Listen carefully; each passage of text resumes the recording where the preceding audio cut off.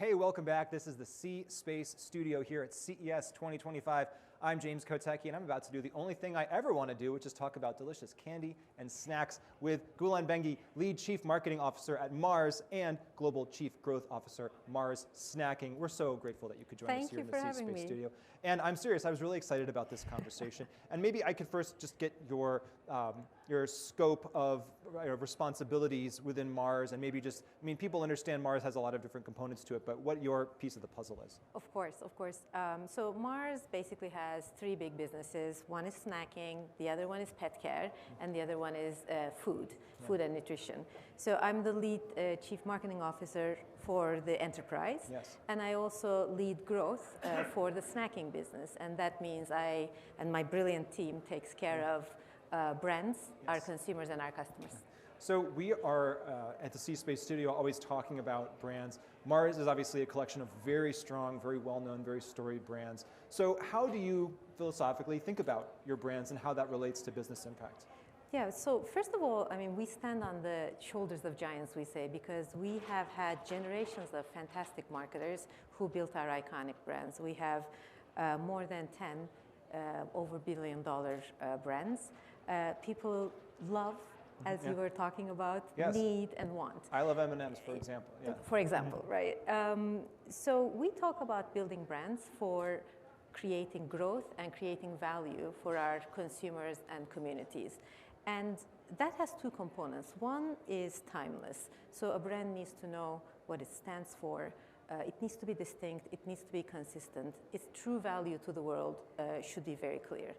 And now, with the changing context of our lives, we're evolving the way we build our brands, which means that today, brands do not just stand for the products or services they provide, but they gather around their meaning or purpose, then provide two-way engagements or experiences with its fans and communities or consumers, asking them, inviting them to co-create their brand worlds with them. So therefore, creating personalized experiences that have no dead ends. And no dead ends is an interesting concept.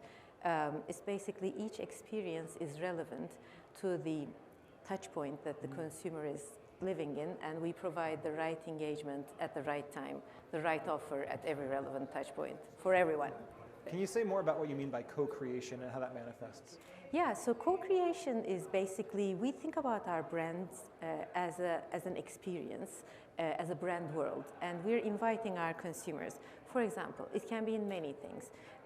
We have our iconic Snickers brand, and you would know you're not you when you're hungry, right? So everybody makes hungry mistakes, and that has been the premise of Snickers for over a decade, that Snickers satisfies. Now, the co-creation, for example, one of the edge cases that we just did is first of its kind using generative AI. This summer, we asked a very famous European soccer coach, Jose Mourinho.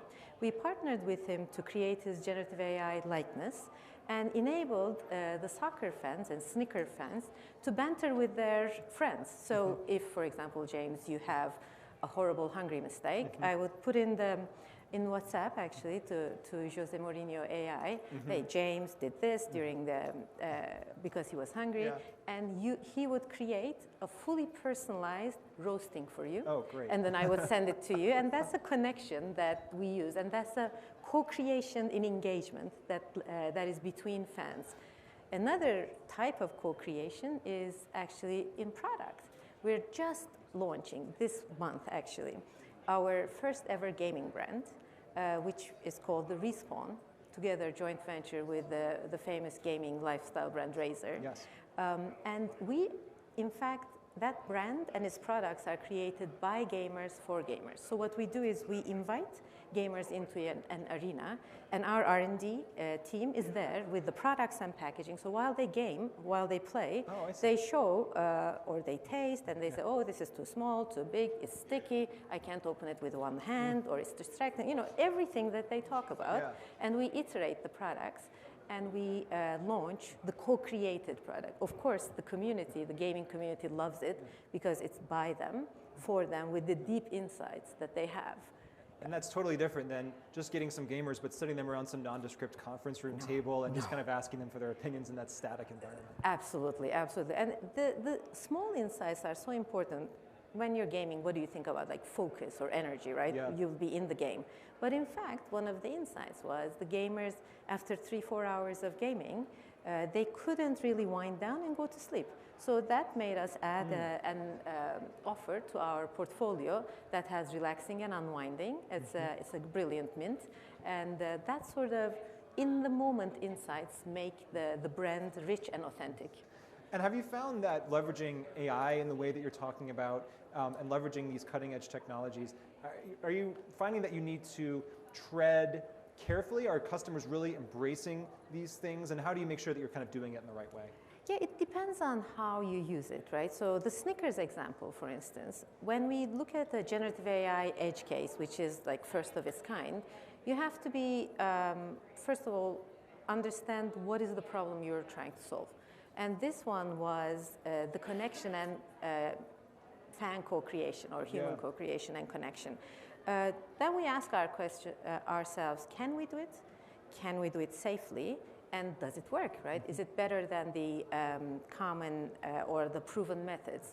So in this case, the answers are absolutely yes to all three. I mean, this engagement is about 4 times better. The sales outperform the category, like 350 basis points. But it takes a village and a different way of building a brand team. So the usual suspects, the creatives, marketers, and sales are there. But now we have our data analytics teams, digital technologies team, and responsible AI governance team as part of that team. And to bring it to life with 0 safety incidents, we had 8 AI filters and human oversight, where AI filters enabled the volume, right? But human oversight enables the nuance. So we're very careful to make sure that we bridge the potential of the technology to real life at scale safely. Consumers keep evolving in their demands, technology keeps evolving. How do you see the role of the CMO or whatever the chief marketing leader is called evolving as we head into 2025 and beyond?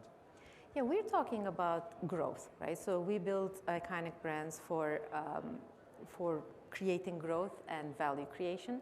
So we think about the CMOs and the growth office as serving the consumer across all touch points. So consumers have changed their way of life. Of course, they go back on and off, online, offline, back and forth between discovery to sales. The buy button appears everywhere. The checkout becomes seamless. They want faster delivery every day. So we live that life. Yeah. To be able to connect that consumer journey and provide the right engagement and offer at every relevant touch point, we bring in across our functions together, right? So a growth officer has marketing, brand building, sales, digital commerce, innovation, human intelligence, and data and analytics to provide that seamless experience. It doesn't seem like it's ever going to get much easier, does it? It seems like it's just going to keep getting more complicated and challenging to play these roles. It actually gets a lot of fun, right? So I really enjoy the technology aspect of it. Not technology for technology's sake, but what it enables to be able to understand it enough, learn it enough, so that you bring the possibilities, shape the choices, and make them work at scale. So obviously you want to drive growth and you want people to buy and consume your products. How are you doing that in a sustainable way and thinking about that in the context of climate change? I mean, Mars obviously famously associated with chocolate, cacao, one of those plants that's under threat because of climate change potentially. So tell me about how you're thinking about marketing and growth in that context. So Mars just announced its carbon net zero roadmap a year ago. In fact, we were able to decouple our carbon from volume growth. So since 2015, we grew about 60%, while decreasing our carbon footprint about 15%. It's enabled by science and technology, obviously, but we also believe in using the power of our partnerships. So we use, of course, science and technology. We utilize the suppliers, but also we now started a new initiative called Unreasonable Food Initiative, where we have the key climate or sustainability challenges we have.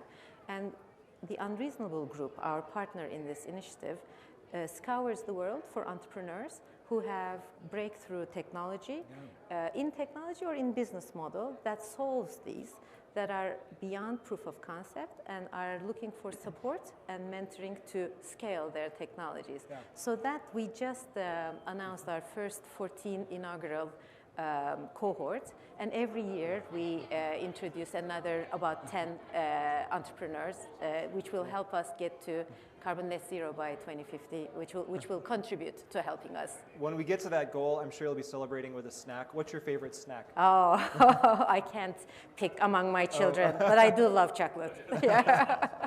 Well, it's been fantastic catching up with you. Gülen Bengi of Mars Snacking, thank you so much for joining us. Thank you.